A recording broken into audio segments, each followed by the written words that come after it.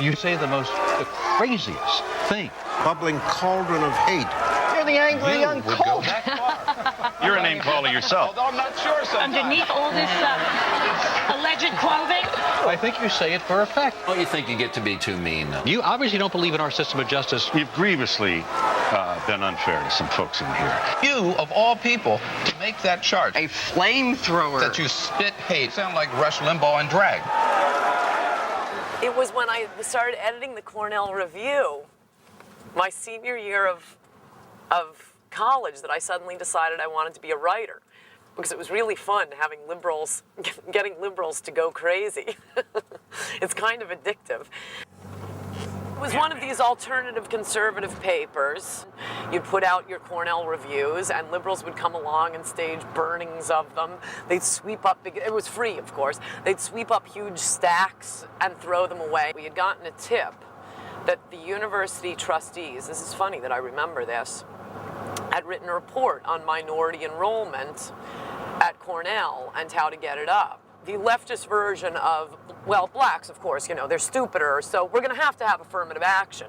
Just, you know, straight out in this liberal, patronizing racism. And so we run all these quotes from it and make fun of it. Anything touching on race, there was a huge firestorm. Huge. Oh, meetings, town hall, weeping, hugging. That was when I first started getting hate mail. And, you know, you realize very early on, you either like hate mail or you don't. And I like it.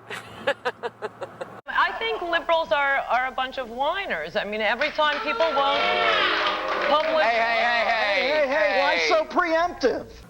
I always thought I wanted to be a lawyer, you know, ran in the family. And it seemed like it would be fun from watching Perry Mason. I called my parents up when I got into Chicago. I was in Washington. And I said, I got into University of Chicago, that's where I'm going. And I also said I'm going to take a year off before going. Father said to that plan, that's fine, Ann, you can take a year off before you go to law school, but I'm not paying for it. Well, Reagan was president, and all these right-wingers were in Washington. So it was a lot of fun. They were young right-wingers, and they had all worked on their student papers. The one thing Reagan did, other Republican presidents would come in, and, you know, right-wingers would move to Washington for 3 years and then move back. Reagan brought a right-wing infrastructure to Washington, D.C., because all these young kids loved Reagan. We loved him. So they all moved to Washington. And I thought, I don't know, I'd write, I'd work for Policy Review, get a job at Heritage. It was really fun, really stupid, but really fun. Anne never did join the wave of young conservatives who flooded into Ronald Reagan's Washington. From Cornell, she went straight to law school at the University of Michigan. After stints in the Department of Justice Honors Program and as a clerk to a federal appellate judge, she settled into life as a corporate lawyer in New York City. But when the Republicans seized control of Congress in 1994, she could no longer resist the lure of the nation's capital. Anne packed her bags, took a 60% pay cut, and joined Spence Abrams' staff at the Senate Judiciary Committee, intent on repealing the New Deal. 2 years later, she jumped ship to the rights equivalent of the ACLU, the Center for Individual Rights, which was already barraging the courts with motions to dismantle affirmative action and sexual harassment laws.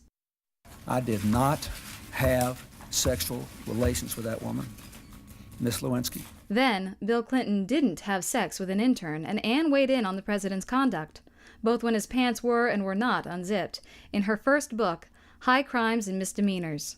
You're proud of what you did to Bill and Hill, aren't you? You impeached the guy. Thank you. You're one of the few who will give me credit for that. You played Monica's tape-recorded conversations with Linda Tripp at your house parties. No, that is utterly preposterous, but I love that there are so many rumors about me out there. 3 years later, she returned with an attack on the media with Slander, a volume so explosive that HarperCollins, which had commissioned it, refused to publish it.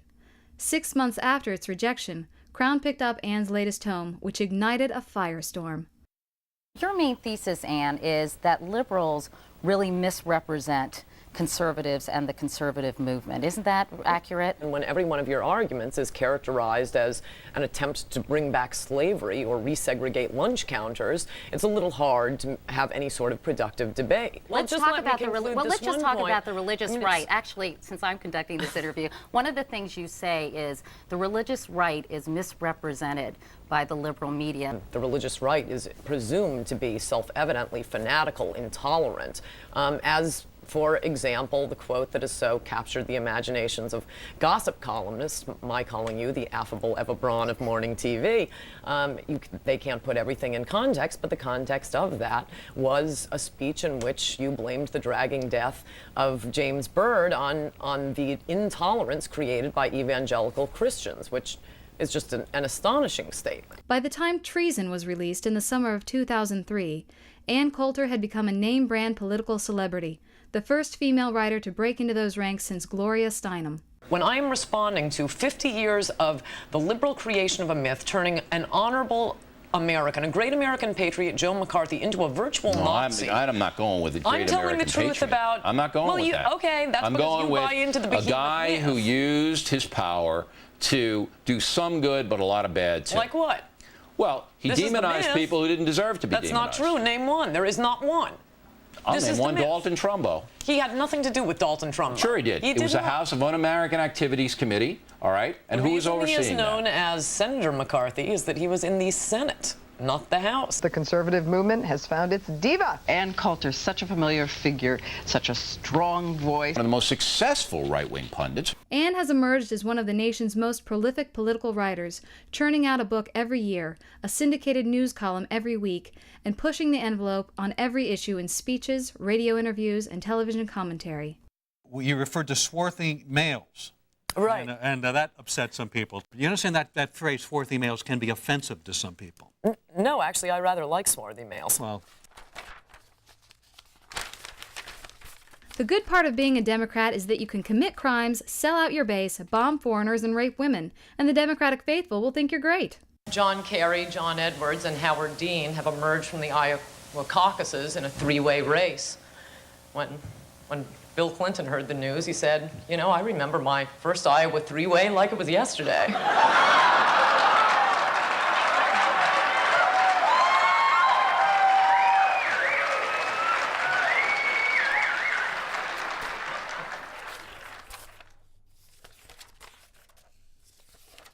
The main lesson from the court's discovery of the hidden gay marriage clause is that these judges are in the wrong job. If they can find a right to gay marriage in the Massachusetts Constitution, never before detected by any human being, we need to get them looking for Osama bin Laden. These guys can find anything. Do you like to watch two women getting it on? Or? No, the last time I did was the Katie Couric interview with Hillary Clinton. Other than that, I have no experience with two women having sex. Are you taking a dig at Katie? I've been dying for someone to ask me this because I came up with a solution a few weeks ago. We put the Palestinian state in France.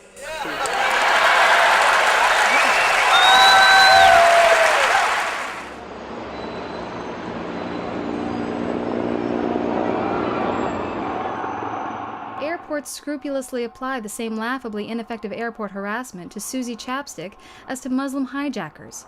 It is preposterous to assume every passenger is a potential crazed homicidal maniac. We know who the homicidal maniacs are. They are the ones cheering and dancing right now. We should invade their countries, kill their leaders, and convert them to Christianity.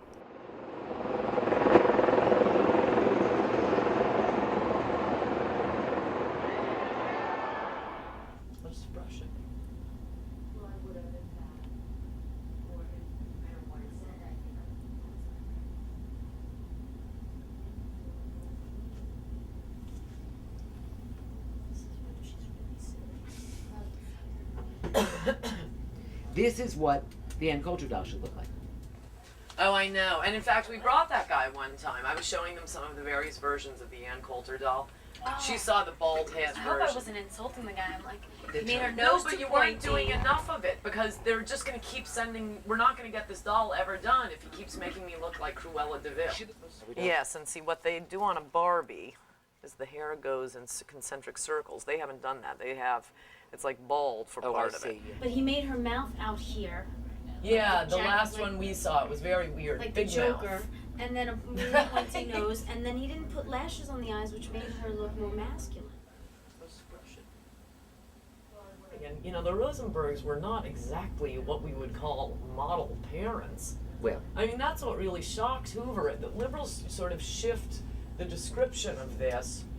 But the idea that Ethel was innocent, she's typing up reports, she brings David, her own brother, into it, but that's their fallback position, that she wasn't a paid Soviet agent, therefore she was innocent. And they always say that Hoover was using the mother. whose mother? Oh, you can't talk to me right now. Oh, Ann has to be. You know, you are one of the few people who can shut Ann Coulter up. That's what he said. I got her.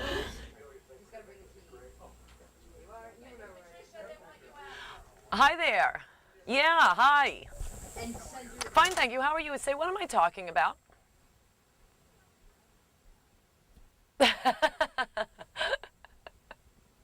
That would be great, thanks.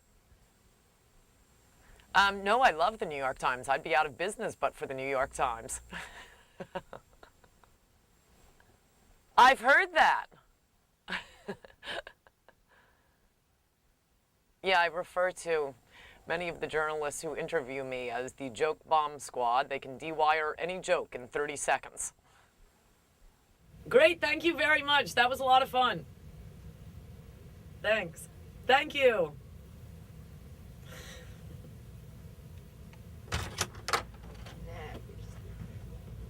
Thank you. Can I talk to you while you're doing this? Yeah. I have to come up with some, when people ask you about your jokes, what are you supposed to say? What?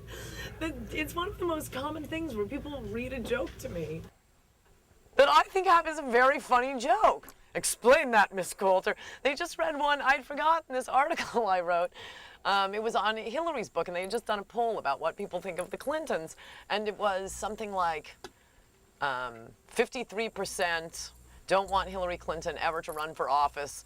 43% think she should leave the country. It was something, it was a very extreme poll. And then the third, but I quote it honestly, and then the last line was, and 7% have been date raped by Bill Clinton, which I thought was a good line. They read this, now what do you mean by that? It's a joke! A lot of people thought it was funny. Well, then they quoted me saying mean things about journalists. And I didn't realize that they were being testy. I mean, that's sort of embarrassing. I don't think of TV interviews as journalists, and that's why I was clarifying to them I meant print reporters.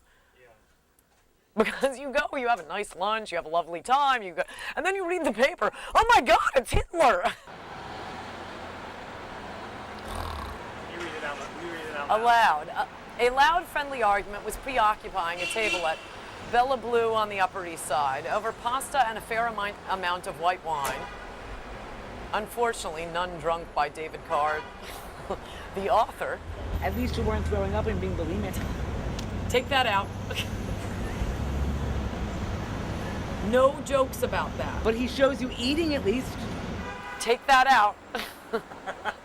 You can never repeat the insane things people said. Did you see the Gary Condit interview where he repeats the story about his wife not having thumbs? No, it is not good policy to repeat the insane things said about you. Although she is frequently tagged as being a sex object for older men on talk radio, by liberals. Her publicists say her appearances on campus has produced the most rabid response. But let's just say, stipulating for the purposes of argument, that this was a war just for oil. We need oil. Why not go to war just for oil? What do Hollywood celebrities imagine? What do Hollywood celebrities imagine fuels their private jets?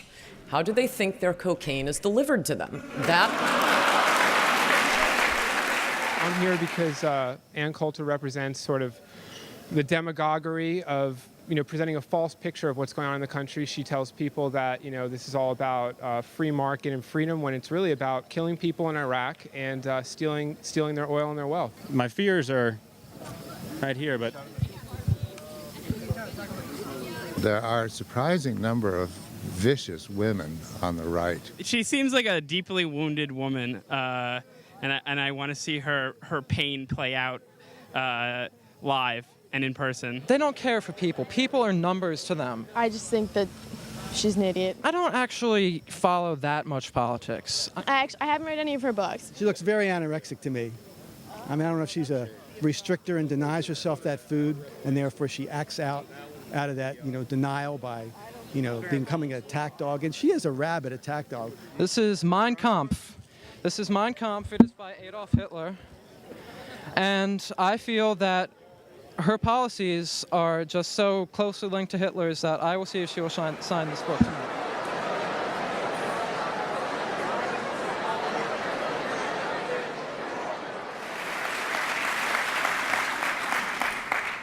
The New York Times' Thomas Friedman, in a commonplace formulation, sniffs that racial profiling isn't civilized, and he blames 20 years of attacks on American interests by Muslim extremists on, I quote, religious fundamentalists of any stripe. I don't know, the Amish have been rather quiet recently.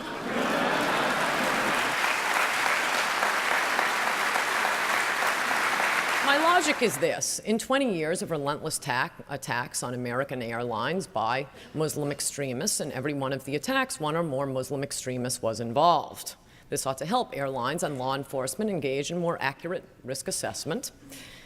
On September 11th, 2001, 3,000 Americans were slaughtered in a terrorist attack on our own soil. In October 2000, our warship, the USS Cole, was attacked by Muslim extremists. In 1998, our embassies in Kenya and Tanzania were attacked by Muslim extremists. In 1996, a U.S. Air Force housing complex in Saudi Arabia was attacked by Muslim extremists. In 1995, 5 Americans were killed in a car bomb set by Muslim extremists. In 1993, of course, the World Trade Center was bombed by Muslim extremists. In 1988, a passenger jet, Pan Am Flight 103, was bombed by Muslim extremists. In 1986, a West Berlin discotheque frequented by U.S. servicemen was bombed by Muslim extremists. In 1985, an Italian cruise ship, the Achille Lauro, was seized. An 69-year-old American shot and thrown overboard by Muslim extremists. In 1983, the U.S. Marine barracks in Beirut was blown up by Muslim extremists. In 1982, the U.S. Embassy in Beirut was blown up by Muslim extremists. And starting it all in 1979, the U.S. Embassy in Tehran was seized and Americans held hostage for 444 days by Muslim extremists. Meanwhile, 100% of the terrorist attacks on U.S. airlines for 20 years have been committed by Muslims. When there is a 100% chance, it ceases to be a profile. It's called a description of the suspect.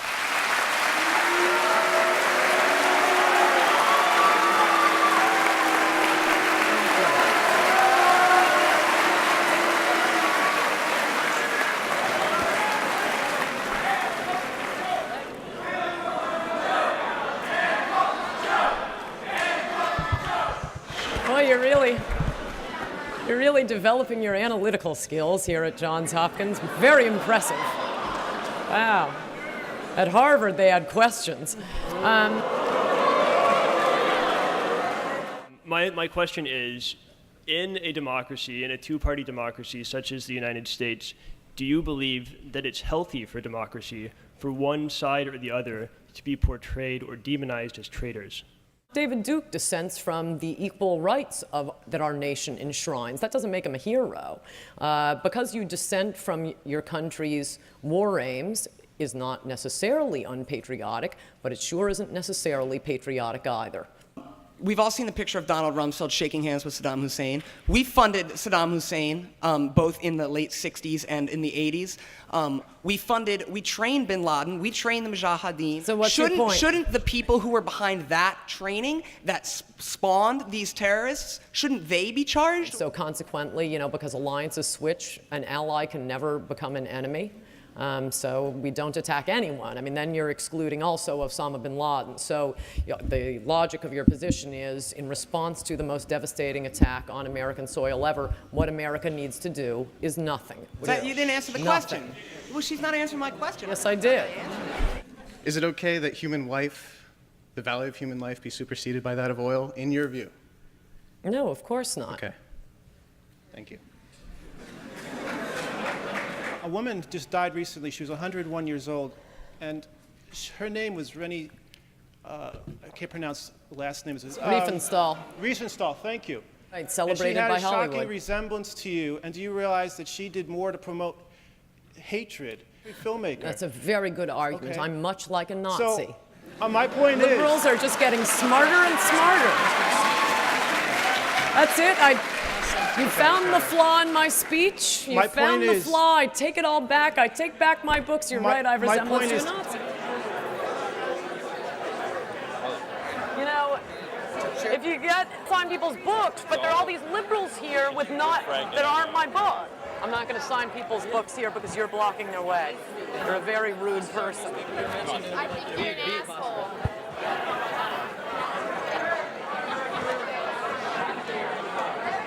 I should have thought of that. Yes, right around, please. Thank you. Well, I had actually read Al Franken's book, Lies and the Lying Liars Who Tell Them, and I got a little bit of what Anne Coulter was like, but I don't think that really prepared me for what she said about me and my friends. I mean, I guess I'm an America-hating liberal, like 75% of the people who attended this lecture.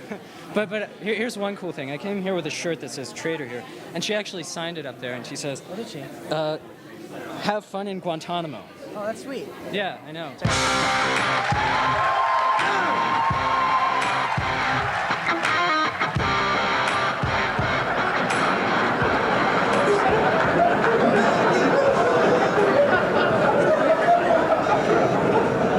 So naturally, some illegal aliens were held for months after 9/11. Some were held so long they had to drop out of flight school altogether.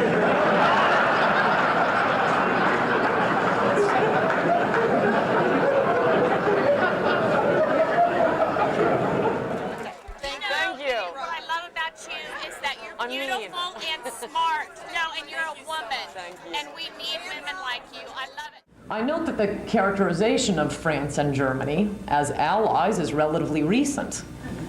I guess you could call them allies, but it's a theory that's never really been tested.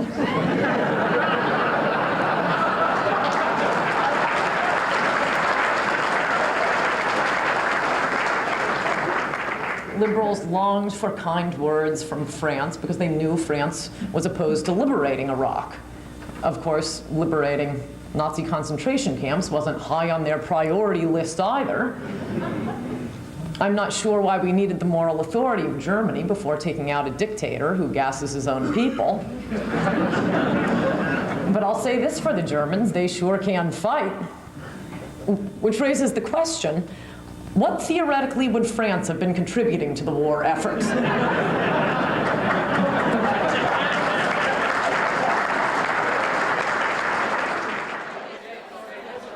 Thank you for coming. Thank you. I'm so sorry that they were so rude to you. You're like seriously my idol, though. God bless you. You see, all the pretty girls are on my side. Teddy Kennedy recently said that the war to liberate Iraq was a fraud, which was a pretty serious charge coming from someone as widely respected as Teddy Kennedy. He said that the administration's current policy in Iraq was adrift, kind of like a car that's just been driven off the road. Mira, M-I-R-A? M-E-E-R-A. That's a pretty name. It's Indian. Oh, you're an Indian? Yeah. Are you a Sikh? No, I'm Hindu. I have a lot of Sikh friends for some reason. Really? I think you're my first Hindu. Good. I feel honored. It's nice. You're doing a good job for the Hindus. The quislings and cowards of the Democratic Party have exposed themselves as the Neville Chamberlains of their day. Apparently, they think that's worth a warm handshake from Susan Sarandon. Anne, who's with each of her 3 books, has changed the political discourse, has opened up a debate that stretches for long periods of time and covers many of the things that she's raised that other people weren't debating and discussing until she did raise them. Liberals call, or Democrats call, Republicans every name in the book. Racist, sexist, homophobes, anti-Semites, going to turn back the clock on civil rights. The one thing you can't say about someone is that he's unpatriotic, if it's a Democrat. Oh, okay. You can say it's not true, or the sign of true patriotism, rather. True patriotism is supporting the public schools. True patriotism is opposing the Patriot Act. But you can't say true patriotism is supporting your country. Once you isolate the animosity of a lot of liberals toward, for example, war in Iraq, it's really hard to come to a conclusion that this is being done for any reason other than rooting against America. Because as you say, I mean, purely on a human rights template, this is a guy we should have been taking out. Before 9/11, I would have said, sorry, there are a lot of bad people in the world.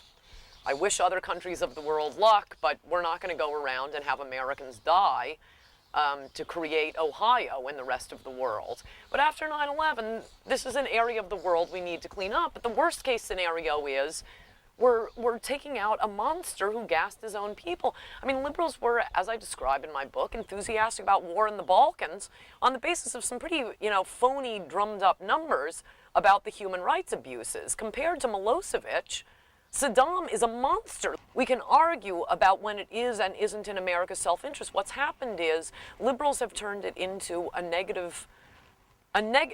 a bad reason to go to war because we have a self-interest in it.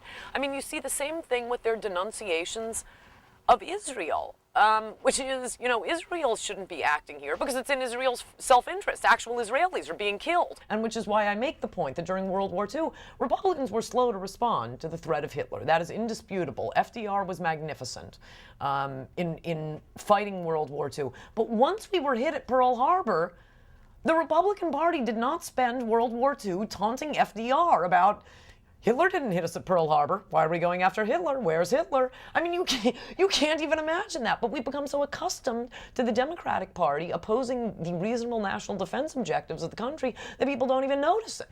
I think I could win a case in court that people who think we should not go to war because France doesn't approve are not patriotic. I mean, it's one thing to say, which is why Buchanan is actually a beautiful illustration of my point. Buchanan and Bob Novak opposed the war in Iraq. But okay, they didn't oppose it because the UN didn't approve. Some of the stuff I just think is just off the, over the wall. And I tell her that. And another time she has great insights.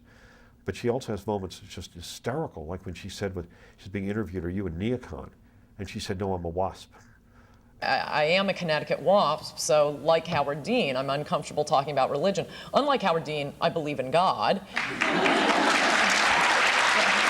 I don't know how much time I'll have to spend with you. They're filming a documentary. Yays. Uh-huh. About me. That's why we're going to New Canaan. Okay, I love you. Bye-bye. My father was a lawyer. He's retired now, but my parents still live there, and my mother was a homemaker. 2 older brothers, so 5 in all conservatives. I mean, I'm sure we have disagreements about things. We considered Thanksgiving or Christmas dinner an utter failure if we didn't argue about both religion and politics. No, Mother still sends us Easter baskets. Mother still sends you Easter baskets? She mails it to you? Isn't that cute? My parents would travel a lot. They leave the country a lot. And when I was in high school, even starting around junior high school, my oldest brother, because he's a lot older than I am, was already in law school in New York. Or maybe even out of law school. And so I'd come in and live with him in New York and commute back to New Canaan High School. We referred to it as the Dirty Air Program, bringing kids from the boring, stultifying suburbs into exciting New York City. And so I'd live with him on the Upper East Side and go out with him and then commute back to New Canaan to go to junior high school and high school. Oh, it was unbelievably great. Did you beg your parents to travel more? Yes. I had just broken up with my first boyfriend. I was 14 years old and I was moping around the house. And my brother was in law school then. And I was moping around all weekend. He had come out to visit, and he wanted to bring me back into a law school party. And my parents agreed, I think because I was mopey. So we pulled halfway out of the driveway, and John said, hang on a second, the car was still running. He went running in, came running back out again, and he said, I just went in to tell Mom and Dad they never would have let me do this at age 14. I went to a Ramones concert with a high school boyfriend at age 16 down, where was it? It was at a place that is not for concerts now. I can't remember the name of the place where we saw them, but one of these downtown places where the Ramones are playing. And I was wearing, you know, wide wale, lime green corduroys at a Ramones concert. But, you know, I didn't really notice. Thought, well, I guess I need long hair and ripped t-shirt and earrings through my nose to really fit in this crowd. But just, I like the Ramones. There's a little factoid I found interesting about Anne, that she went to 67 Grateful Dead concerts. I actually did like the music, which is why people always say, how could you have followed Dead without taking drugs? No, I actually liked the music. We'd have drinks when we were there, and I'm not a teetotaler. But oddly, I know a lot of Deadheads who don't take drugs. They're all right-wingers. But I don't know why you're so vitriolic in your writing. And let me give the folks an example if they haven't. Certainly Anne is sharp, often biting, but when you strip away the rhetoric, are her arguments really all that radical? Bill Clinton is a liar. My two best friends from the High Crimes and Misdemeanors book tour are Bill Maher and Geraldo Rivera, Clinton's two biggest defenders. And I think the reason for that is never did either of them say, I believe the president. Right? From the beginning, they said, of course he did it. He's a horn dog, and we think that's great. And I can deal with people I disagree with. I can't deal with a liar. The media establishment is a wholly owned subsidiary of liberal America. Look, the press bias is very real. I've talked about it. I've done a lot. I mean, I'm really, I'm intense about it. Did they vote for Democrats in the election? Yeah, they do. And in their heart of hearts, do they want Kerry to win over Bush? Absolutely. Senator Joseph McCarthy was correct. There were paid communists working for the federal government. Well, there were. Right. I don't think there were as many as Joseph McCarthy said there were, but you know, when it comes to communism, that's another area where she and I are a lot more in sync than people would think. I think Anne is a legitimate, true believer. I think she's a conservative in her heart. And she really believes this stuff. And she's really smart and clever and committed. She works hard. She writes her own books and researches her own books, as opposed to Al Franken, who it seems as if, you know, one day he decides that he'd like to be a radio personality. So, like a belated bar mitzvah gift, somebody gives him a radio network. She is radical, yes, in the true meaning of the word. I mean, to say that, you know, we should invade Muslim countries and kill them and convert them to Christianity, that's radical. Come on. I mean, people have this instantaneous reaction. And for most people in my circles, it's instantaneously negative. I mean, they think she's a beast. And they think she's a beast not because they've ever talked to her in person, but because she seems to stand for everything they disagree with, and to do so with such zeal. And I think the thing that really drives them nuts is two things. One is that she's tough, and she stays in the arena, and they can't shake her.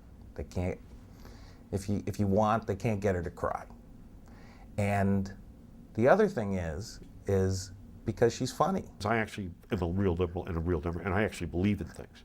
And as I like to say, I don't check my voter registration card to figure out what my convictions are. I've said that on the air. Ann's one of those people that does it. That's you want to know who I want to be on? I want to be on somebody who doesn't do that. And what I love about her is that she's so unafraid to stick by her guns. She doesn't care about the booze. I love that. That's where we are so simpatico. They were having the convention, the Democratic convention in Florida, and I was watching on CNN because the candidates were speaking this last fall, in the fall, and they had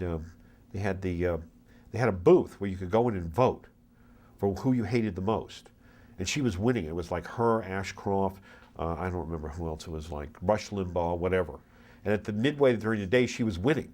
So I called her up, and I told her she was so happy. She was just going. It made her weak. I mean, she was so excited she didn't know what to do. My hobby has become my life. I have the greatest life imaginable. I think I have a greater life than anyone in the universe. In fact, I sleep till noon. I work in my underwear. I'm my own boss. No one can fire me. The only people who could ever fire me are the American people if they don't want to hear me anymore, if they don't buy my books, if they don't read my columns. And you know what? You've gotten your full hour out of me. Thank you. Do you need anything else? Why are you friends with Ann Coulter? They always ask me that, which just amazes me, because why can't you be friends with someone you don't agree with? And especially when that question comes from liberals, who are supposed to be the ones who are for tolerance. Tolerance can't pause at where we just don't agree with someone, can it? John, I think you're going to have to say goodbye to Patrick for me. Okay, I will. We'll see him next week. Let's see. Ms. Coulter, you were a breath of fresh air here. Thank you. Thank you. You see, I always got the good people on my side. No. The pretty girls and the cops. In the military. And the military. One of my friends just flew back from Iraq. He flew a flying serviceman back. And he oh, this way? Yeah. He said 3 of the 11 guys on the plane flying back from Iraq, leaving Iraq, 3 of them were reading Treason. That's the greatest. Thank you. Thanks. Where's the young lady? You getting to the side? What do I see with it? All right. Okay.